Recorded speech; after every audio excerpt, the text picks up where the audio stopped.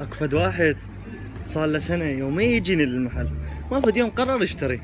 فاليوم انا ايش قررت اصوره. هو هسه بالمحل. السلام عليكم. سلامة الله. شلونك حبيبي؟ حبيبي الغالي. شو وقت ناوي تشتري؟ والله حبيبي ان شاء الله من نلقى شغله تعجبني. من تلقى شغله تعجبك، يلا افطر.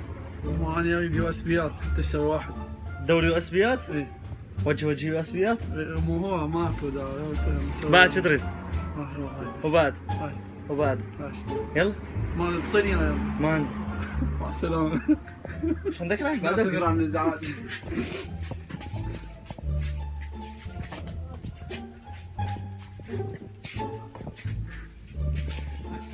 شلون هسه يعني كمان اشتري؟ لا اشتري. يعوفني. اليوم تنشهر. دوخني. اليوم على اليوتيوب حبيبي. لا ما انت الله ولا شيء. لا اترك.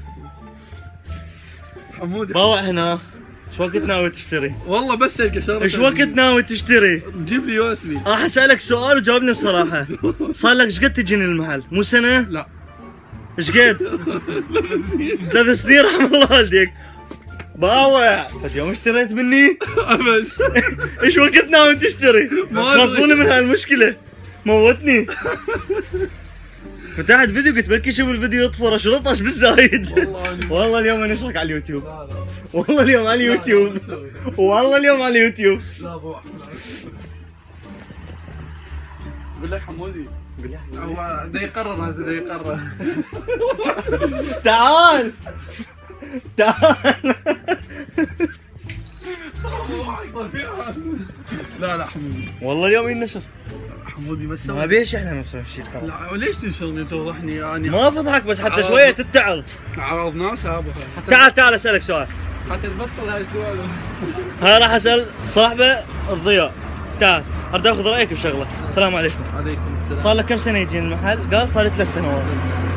وطول هذه 3 سنوات يسال وما يشتري، الحل شلون وياه؟ خلي يروح هاي من الصوت. والله اكيد. تعال خطب جوا تعال القى المحل بس تعال. صار له 3 سنوات يجي المحل وما يشتري، شو نسوي له؟ والله اطرده من هاي التوب. اقول لك انت جدد وانت شو تقول؟ شو نسوي له؟ والله انت شو تسوي مسموح لك. الظاهر مضوجك حيل الظاهر. والله شايف. بزعل نفسك منه. والله صار له 3 سنوات يومي يجي يسال على المحل كله. والله يسال على المحل كله. يا اخي لا اشتري هاك هاي. اشتري